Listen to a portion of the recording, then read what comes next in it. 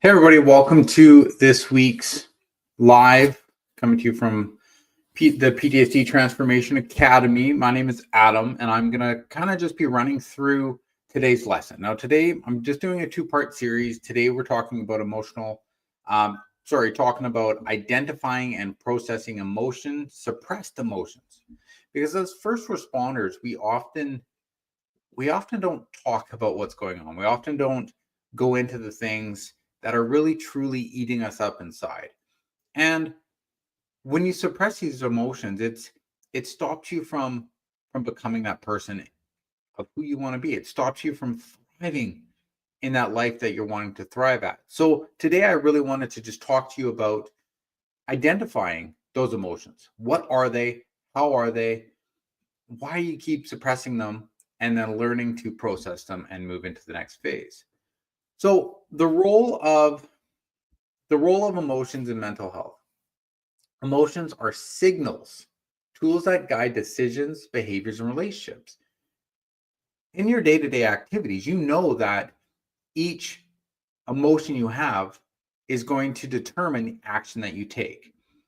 And the bigger the emotion you attach to something is going to determine the bigger the action. What do I mean by that?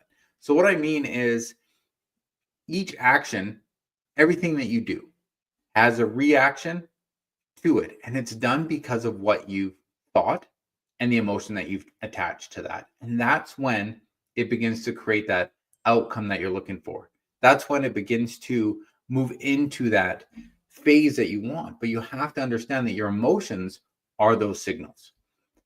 They also help us assess danger, connect with others, and manage stress. Your emotions are, I personally believe, your life fuel. This is what moves you forward into what you want to do through faith, or it stops you through fear. And until you understand that what you want to do, where you want to go, your emotions are going to stop. And then when you have mental health issues due to these emotions, it's going to deter it even more. But when you ignore or suppress these emotions, they don't disappear. Like, obviously, we try to be like, look, if I'm not feeling upset, or I'm not feeling mad, or I'm not feeling that emotion, it's not really there.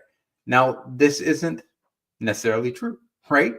It's going to store up. It's going to build up and make you feel slow. It's going to make you feel discouraged. It's going to make you feel frustrated at certain times because you have emotions. And if they've been stored up long enough, my friends, you're going to not be able to move forward. And you'll get frustrated at certain times in your days, and you'll be like, why am I mad at this? Why am I irritable today? Why am I jumping and lashing out at this person that I love? They didn't do anything. And it has nothing to do with that situation. It has everything to do with the suppressed emotions that you're feeling. So you want to understand these suppressed emotions. So suppressed emotions are feelings we push down or ignore. Often they're unconscious, right? We do this unconsciously because it's a protection mechanism. We're trained as first responders to tough it out, right? You want to go into the situation knowing that you're strongest that you're going to be. But then you see a situation, or you get into an altercation with somebody, or you deal with a patient that's really kind of hit home with you. And what do we have to do as first responders? We have to block that out and move on to the next call. You need to learn that suppressing this is going to hinder you, because as culturally, as first responders, when I first started within the organization, and for some of you may know, as of right now, I'm a correctional officer in Canada. I was told to tough it out. I was told to man up. You don't feel your emotions. You just kind of suppress them. Unconsciously, you suppress them. And I've had many friends that they've taken their lives because they've suppressed their emotions, and the pain gets too strong that they get to a point where they can't put it out there. They can't share how they're feeling because that cultural expectation, that stigma around mental health, that we can't talk about what we feel. We can't move into this new phase because if we show weakness, well, how are people around us going to trust us? How are people going to be like, yeah, you know what? I want Adam to follow me into this situation because I trust him, but as a first responder, I'm like, I have these suppressed emotions. So if I act out on them, maybe these people are going to be like, oh, you know what? Adam's got some issues. I don't trust him to have my back. And that's where we go wrong. That's where we think that it's maybe we're not good enough to be in the role. But emotions and responding to situations, to abnormal situations, is going to be appropriate, and it's going to help you become a stronger, more dependable person when you're not suppressing those emotions. Because the cost, right? The cost of having those suppressed emotions, they have physical costs, headaches, fatigue, tension. Do you feel like sometimes you're really tired or you're kind of frustrated? What it is that these suppressed emotions are not coming out, and your body needs to fight through it. Think of a situation that you're having a battle, right? You're fighting someone, right? As first responders, sometimes as police officers, correctional officers, we have to fight people. I don't know how it is for paramedics. Maybe you have to fight people that don't want to seek your help, or even firefighters. I know as veterans, you probably had to fight or do some things like that. So imagine having to do that all the time. You're always fighting, always fighting, always fighting. It's going to get tiring. And that's where fatigue comes, because your mind subconsciously is fighting. You have this suppressed emotion wanting to come out, and you're like, no, go back down. And then, a few minutes later, the suppressed emotions, like you're starting to feel like getting mad. You're becoming sad, and this emotion's coming out, and you're like, no, get back down. And it begins to be this internal battle that you're having. And that's why fatigue is a big one. What about anxiety, depression, and emotional numbness? That's what fatigue moves into, because you're so tired of fighting this battle that you get depressed. You're like, I don't want to fight this anymore. And you're emotionally numb. I don't want to feel like this. So I'm just not going to feel anything at all. And then anxiety comes in because you're in this battle and you're fighting. Your mind just kind of gives up. You become irritable. You family, friends, people around you are like, just get away from me. I don't want to speak to you right now. And I'm mad and I'm frustrated, and your emotions come out. And then what do? You turn to substance abuse, right? Alcohol, drugs, whatever it is. You turn to this negative coping mechanism. And then you're like, people don't love me anymore. People don't want to be a part of my life. And then you withdraw yourself. And then you become more into that depressive state. And then it leads to suicide, to self-harm, to people don't want to be near me. People don't love me. And that's a feeling that we put on ourselves because we haven't dealt with these emotions. And those are some case studies and some personal things. But I want to ask you right now, and you can definitely comment, and I'll read your comments after, is do you consistently stay busy to avoid thinking? Do you consistently do things within your day so you don't? I remember when I first was going through a depressive state that I was going through, I loved playing video games. I loved sleeping. I didn't want to face anything. So this is how I would deal with it. That's a healthier coping mechanism, but it's still a coping mechanism. You want to create that. You want to have that outcome that you're working through these emotions. Because if you don't work through these emotions, they're going to stop you from moving forward. And you're going to be living in this surviving lifestyle, this lifestyle where you're just trying to make it through the day. There are some days, honestly, still to this day, and I'm sure there'll be days up till the day I die, like hopefully 60 years from now, that I'm like, I just want to go to bed. I can't wait for this day to be over. I can't wait for nighttime, because I have suppressed emotions, and I know I do, and I have to work through them. And I'm coming out publicly to tell you that I personally need to work through some things myself.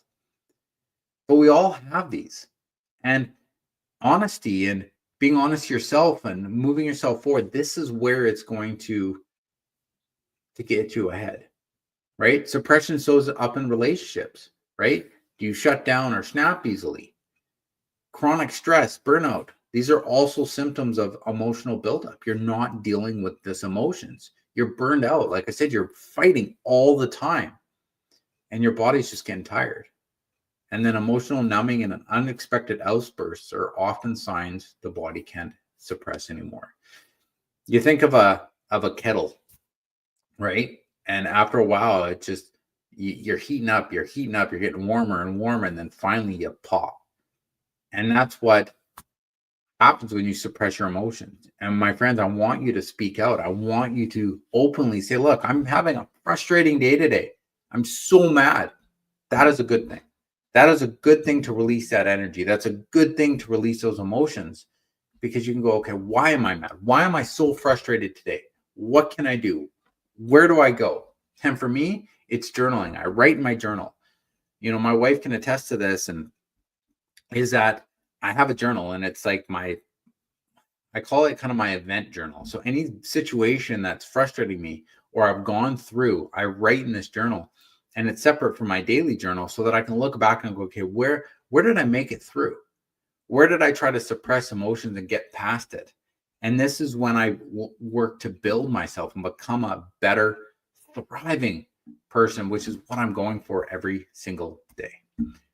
So how your suppressed emotions affect PTSD. So PTSD often feeds off this emotional suppression, right? It keeps you in that trauma loop where you have trauma, you've dealt with a situation, you don't deal with the emotions of the situation, and then later on you're triggered because you're gone back into that same situation. And it just keeps going back. It's like, well, no, I'm not going to feel this emotion. I'm going to put it down. Suppression contributes to your hypervigilance, right? You don't deal with those emotions. So you're always worried about something happening. You're always worried about what people think about you. You're always worried about where it's going. You're on guard. You're prepared for what could happen. And most of the times it's not going to. But you have to deal with those emotions because you're dysregulated them, right? They're not normal. You're not feeling normal's not the right word. I hate that word. You have to prepare yourself, and you have to work through these emotions that you're working through, right? The nervous system, constant fight or flight, right? It's keeping your body on edge. It's keeping you from just being able to calm yourself, being able just to relax, just to, even if you're off shift, right? You're on shift, we have to be on guard. We have to be a little bit hypervigilant when we're first responders. It's part of our job to be ready for that action to come into place. But when you're off shift, when I'm around my family, when I'm around my wife, my kids, why am I on guard? Why am I stressed? Why am I mad? Why am I sad? Why do I have all these emotions? Because they're suppressed. And I need to learn to deal with them. I need to learn to move forward. And that's why you want to identify them. Self-reflection. One of the biggest things helps us start naming and understanding emotional patterns. And now, when I say start naming them, I'm not like, I'm going to name you anger, right? I go deeper than that. I try to name an emotion and say, okay, when I'm feeling this, I'm going to name it whatever.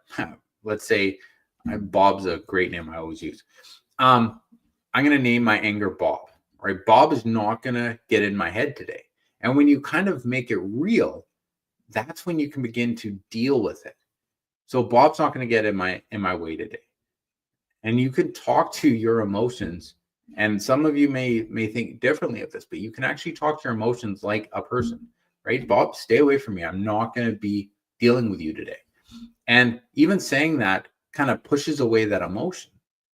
But when you shut down emotionally, this is a question for you. When you shut down emotionally, what emotions do you avoid? Right? For me, it's sadness, right? Like, I know that we as people, as humans, emotionally crying is a good thing. And I know that there have been days that I've fought through that.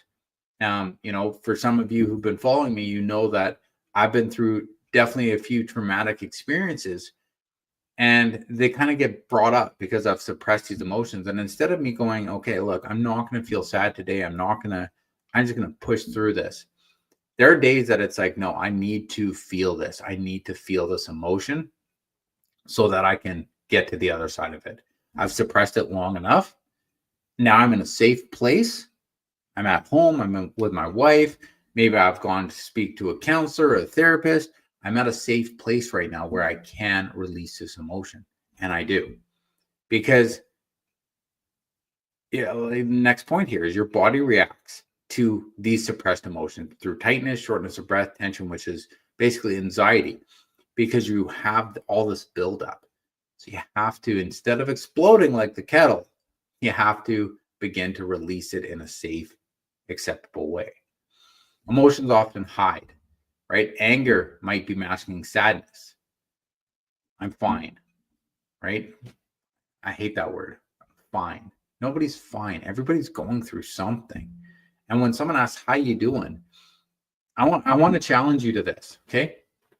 Next time in a safe place, don't do it in a certain area, and do it with trusted people. When someone goes, how are you doing? I want you to tell them how you're actually doing.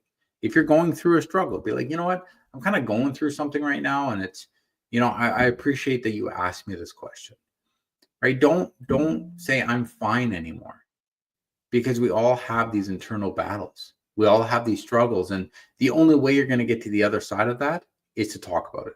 The only way you're going to move forward is to begin to release these suppressed emotions and build that next phase and build into who you want to be. Stop surviving this life. You were meant to thrive in something bigger. I want you to begin to do that today. So how do we process these emotions safely, right? You can't heal what you don't feel, but you can do it safely. And like I said, you need to find a safe place. Journal helps you dump thoughts and make space. I love journaling. I do it twice a day, and more if I need it. It really gets things out of your head and onto paper. It kind of lets you see, okay, what have I going through? I remember a situation many years ago. My wife and I were going through a financial crisis, and someone was being dishonest to us and was breaking us down. And I remember waking up at about 3:00 in the morning, and I had so much going on in my mind. And I remember going out to my couch and just writing. And I wrote for about 10-15 minutes and got it all out. And then I cried a bit just to release that emotion. And that was one of the significant days that I remember moving forward from that, because journaling really helps you dump those thoughts.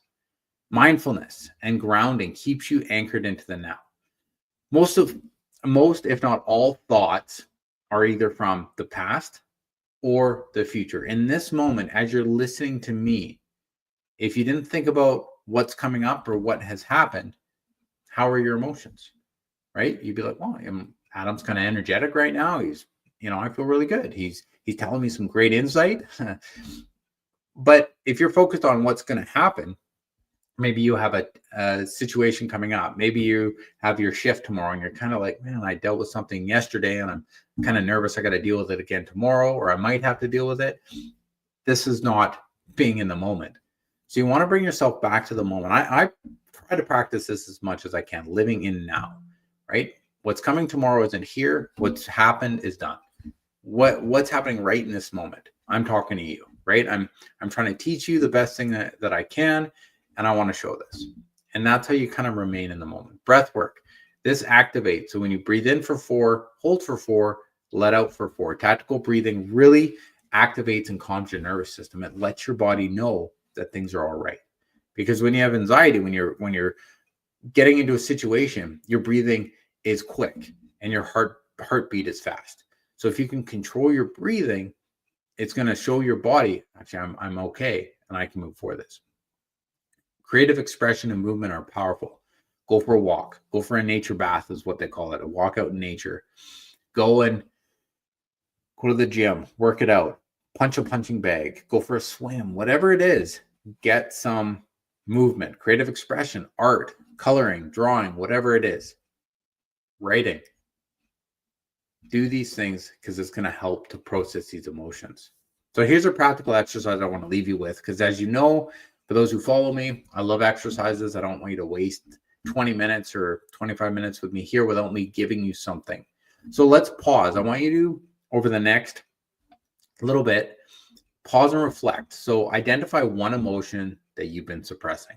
What's one thing in your life that that's kind of really got you down? One emotion. What situation triggered it? And this is something you may have to sit down for 5 to 10 minutes and do. But how important is your life? Is it worth that 10 minutes? How did it show up? Physically, behaviorally, how did that situation happen? And what's one step you can take to begin to release it? Right? Can you write down? Can you forgive yourself? Can you forgive others? Do you need to cry? Do you need to go punch a bag? Do you need to scream? What is that emotion that you can do safely to release what you're feeling? And then you want to build the emotional awareness for the future, right? Build this as a habit. Try to spend time. I have many resources on my website that you can use daily to kind of begin to, reflect and move forward. And I'll put the link in the description of this live, and just you can go in and just really create your daily growth, answer some questions to find out where you are in your life, move forward. But you have to build that habit. You have to learn to recognize your triggers and choose how you respond to them. That's the biggest key, that word right there, choose. You have the option to choose how you want to respond to the situation. You have the opportunity to choose how you're going to respond to your triggers, your emotional feelings, your suppressed emotions. You have the opportunity to choose. My friends, harsh reality here, when you suppress emotions, you're choosing to do that. One, it's a coping mechanism to protect yourself, but you'll also have to learn to choose to release them. Start simple, right? Find those emotions that aren't really deep, right? Maybe someone cut you off in traffic and you yelled at them. Okay, that's a suppressed emotion. Deal with that, right? Do some journaling. Talk things out. Why were you mad? And figure it out for yourself. What's going to move you into that thriving lifestyle? So the next step. So basically, suppressed emotions are common, but they're manageable. Everybody has some form of suppressed emotions. Some people deal with them, some people don't. Identifying and expressing emotions leads to healing. How bad do you want to heal? How bad do you want to live in that thriving lifestyle and move into that life that you want to truly live? You have some tools now. Use them. Figure it out. Live the life that you want and create that success and love. And finally, this is a journey. It's not a race. You're not broken, human. Remember that. Remember that you are a human being. You are someone that feels emotions. But what are you going to do about it? How are you going to move forward with it? How are we going to create that life? Thank you for tuning in. I appreciate you all. Stay safe wherever you are, and we'll see you on the next one.